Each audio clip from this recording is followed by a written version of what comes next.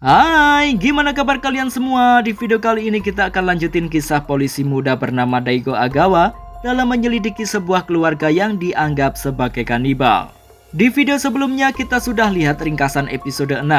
Sekarang kita lanjutin yuk alur cerita serial Ganibal episode terakhir season 1.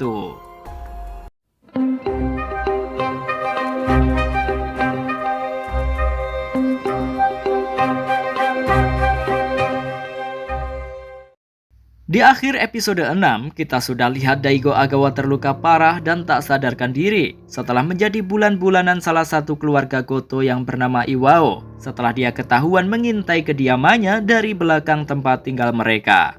Akibatnya Daigo pun dibawa dan disandra keluarga Goto di dalam rumah mereka. Setelah dia sadar, Keisuke langsung menginterogasi Daigo tentang maksud dan tujuannya. Daigo berterus terang saja bahwa dia ingin Keisuke melepaskan anak-anak yang dia kurung.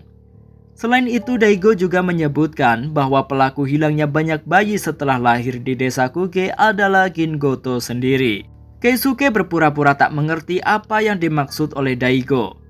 Dengan berbagai cara Daigo membujuk mereka agar mau mengaku dan melepaskan anak-anak yang mereka kurung. Namun usaha itu sia-sia. Malahan salah satu dari mereka menendang Daigo hingga tersungkur. Tetapi justru hal itu menjadi kesempatan Daigo untuk melepaskan diri. Masih berusaha membujuk dan tanpa sepengetahuan mereka, Daigo mengiris ikatan di tangannya dengan pecahan lantai yang berhasil dia raih. Hingga akhirnya pada saat si botak akan membacok Daigo, ikatan tangannya terlepas dan Daigo berhasil menepis selalu menyandra balik pria botak tersebut. Mereka semua menodongkan senapan pada Daigo, seakan tak memperdulikan ancaman dari Daigo. Jika mereka membunuhnya, maka polisi akan menginvestigasinya secara menyeluruh. Tak lama setelah itu, tiba-tiba seseorang mengetuk pintu. Rupanya yang datang adalah Kiyoshi sedang mengantar kepala Daigo yang datang. Kepala polisi itu meminta Daigo agar melepaskan pria botak yang dia sandra. Dia juga meminta maaf pada keluarga Goto atas kesalahan yang telah dilakukan oleh Daigo karena sudah memasuki wilayah kediaman mereka. Akhirnya Daigo pun dibawa pergi oleh atasannya ke kantor polisi pusat. Di sana Daigo dipertemukan dengan 5 detektif yang juga sedang menyelidiki keluarga Goto. Kelima detektif tersebut bernama Kanemaru, Shindo, Shina, Aragaki, dan Kikuta, dengan ruangan kecil yang berada di ujung paling atas kantor polisi tersebut. Di sana Shindo menunjukkan foto-foto bekas gigitan pada tubuh Osama Kano yang berasal dari orang yang sama. Namun begitu, detektif-detektif tersebut mengaku belum bisa mengidentifikasinya. Dengan percaya diri, Daigo mengaku bahwa dia merasa tahu dari mana bekas gigitan itu berasal. Dia pun menjelaskan gigitan itu disebabkan oleh orang yang sama dengan orang yang melukai dahinya beberapa waktu yang lalu, yang disebut dengan pria itu. Namun setelah Shina melihat daftar riwayat keluarga Goto, tidak ada satupun keturunan langsung Goto yang masih hidup dengan ciri-ciri yang telah disebutkan oleh Daigo. Tetapi ada satu keturunan Goto yang berjenis kelamin wanita bernama Ai Goto yang telah menghilang sejak 18 tahun yang lalu. Setelah mendengar tentang Ai Goto, Daigo lalu beranggapan bahwa wanita itulah yang telah menyelamatkan pria berwajah rusak. Daigo lalu menjelaskan siapa pria berwajah rusak tersebut pada kelima detektif itu. Selain itu, Daigo juga bilang bahwa ada orang yang membantunya dalam mencari anak-anak yang disandra oleh keluarga Goto, yaitu Utada. Sementara itu Yosuke diam-diam ingin membawa pergi anak yang telah siap untuk ditumbalkan. Namun sayang sekali, dia terpergok oleh kakak dan kerabatnya yang lain, sehingga Keisuke terpaksa menghajarnya karena dianggap telah mengkhianati keluarganya. Meski begitu, Yosuke tetap menyangkal tuduhan dari Keisuke. Keisuke lalu mengurung adiknya bersama anak yang siap ditumbalkan oleh keluarganya. Ternyata dari luar goa ada Utada yang mengintai mereka, sehingga pada saat dia melihat Iwao keluar dari goa itu, pria tersebut langsung mengirimkan lokasinya pada Daigo. Daigo lalu cepat-cepat ingin menuju lokasi tersebut, tetapi dilarang oleh kepalanya karena dia tak ingin Daigo menangani masalah itu seorang diri. Sang kepala memiliki rencana sendiri untuk menyelamatkan anak-anak bahan tumbal Goto. yaitu dengan cara mengelabuhi keluarga Goto pada saat mereka sedang berada di kuil. Untuk menghadapi keluarga yang berbahaya tersebut, Pak Kepala memutuskan menggandeng SIT untuk membantu timnya. Namun Kikuta dan Aragaki meragukannya, karena tidak memiliki bukti yang cukup, apalagi mereka tak tahu apakah seluruh keluarga Goto memang berada di kuil atau tidak nantinya. Mengingat tahun ini keluarga Goto pasti akan lebih waspada. Kanemaru lalu memerintahkan Shina dan Aragaki untuk terus menyelidiki keluarga Goto. Kikuta ditugaskan untuk mencari keberadaan Ai Goto dan Shindo ditugaskan untuk menjaga Yuki dan Mashiro. Sedangkan Daigo sendiri diajak untuk membujuk SIT agar mau bekerja sama dengan kepolisian. Selanjutnya ketika Shendo akan menjalankan tugas dari Kanemaru, tiba-tiba dia dihentikan seorang pria yang mengaku bernama Detektif Yamashita. Pria itu menawarkan untuk mengantar Shendo ke hotel tempat Yuki dan Mashiro berlindung. Tanpa ada rasa curiga, Shendo pun masuk ke dalam mobil pria tersebut. Sedangkan Daigo mencoba kembali menghubungi pria berwajah rusak. Daigo meminta pria tersebut tak perlu bersembunyi lagi karena situasi sudah berubah. Kepolisian prefektur sekarang sudah terlibat dan keberadaan anak-anak malang itu pun sudah diketahui. Daigo juga meminta pria itu mengatakan kepada dunia tentang apa yang dia ketahui. Karena dengan begitu, kepolisian akan memiliki cukup bukti untuk bekerja sama dengan SIT. Daigo lalu menanyakan apakah benar ibu pria itu bernama Ai Goto, wanita yang seharusnya menjadi kepala keluarga Goto selanjutnya. Pria berwajah rusak itu mengatakan bahwa sang ibu memang masih hidup dan merupakan orang yang paling penting dalam hidupnya, meskipun dia bukan ibu kandungnya.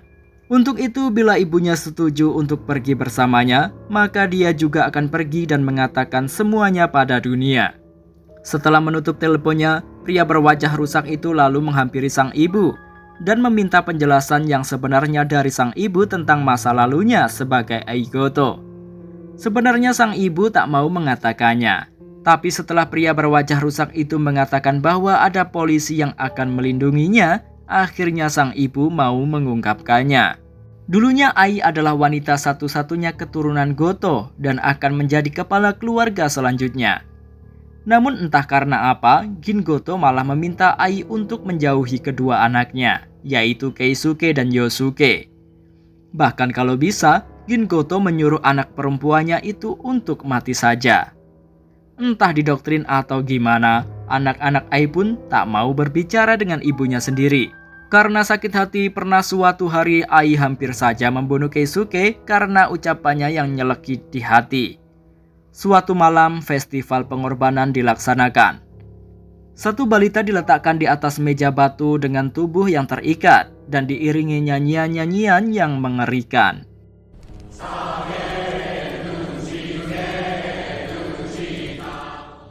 Tak berapa lama kemudian keluarlah seekor makhluk mengerikan dari persembunyiannya dan langsung menyantap bayi tersebut. Tak tega melihatnya, Ai kemudian nekat membakar makhluk tersebut dan melepaskan si bayi. Sementara orang-orang berusaha memadamkan api yang membakar makhluk kanibal, Ai cepat-cepat membawa lari bocah malang tersebut. Ai sekuat tenaga menghindari kejaran para anggota aliran sesat itu, namun sayangnya dia terpojok dan tertangkap. Dia pun pasrah dan menyerahkan nyawanya pada Gin Goto. Tetapi pada saat Gin Goto akan menembaknya, tiba-tiba Keisuke menghentikannya. Keisuke mengancam jika sang nenek berani membunuh ibunya, maka dia juga akan bunuh diri. Dia meminta sang ibu dilepaskan dan jika sang ibu berani membocorkan rahasia keluarganya pada orang lain, maka nyawa Keisuke menjadi jaminannya. Keisuke melindungi sang ibu dengan nyawanya sendiri. Akhirnya Ai Goto pun dilepaskan dan dibiarkan pergi membawa bayi malang itu. Daigo kemudian mencoba menelepon pria berwajah rusak lagi namun tak diangkat. Sehingga Kanemaru ingin membatalkan misinya esok hari atau akan membiarkan anak-anak tawanan keluarga Goto mati. Sementara di kediaman Goto, Iwao menyiksa salah satu anggotanya hingga mati karena dianggap telah membocorkan rahasia keluarganya. Malamnya Keisuke mendatangi Kamiyama yang sudah menunggunya di sungai. Kamiyama meminta Keisuke untuk mengakhiri segalanya, dan membebaskan anak-anak tawanannya. Karena menolak, Kamiyama mengancam akan menembak sahabat masa kecilnya tersebut. Namun Kamiyama seorang pemuda lemah dan tak mampu melawan Keisuke. Meskipun dia terus memohon karena apa yang dilakukan Keisuke adalah kutukan, Keisuke tetap akan melanjutkan tradisi itu. Setelah itu Keisuke pergi ke goa untuk menjemput Yosuke dan anak-anak bahan tumbal. Di saat yang sama, Daigo juga pergi ke sana untuk menyelamatkan anak tersebut. Malam festival telah dimulai. Dengan tekad yang kuat, Daigo memberanikan diri masuk ke dalam goa yang bisa membahayakan nyawanya. Sementara itu Shendo dan Yamashita sampai di hotel tempat keluarga Daigo berlindung. Mereka mengaku akan membawa Yuki dan Mashiro pergi ke kantor polisi pusat. Akan tetapi tiba-tiba Yamashita mengaku bahwa dia adalah salah satu keluarga Goto dan dia melepaskan tembakan. Entah darah siapa yang muncrat karena Shin langsung berpindah pada Daigo yang berada di goa. Dia tak menemukan siapapun di sana selain potongan rambut anak-anak.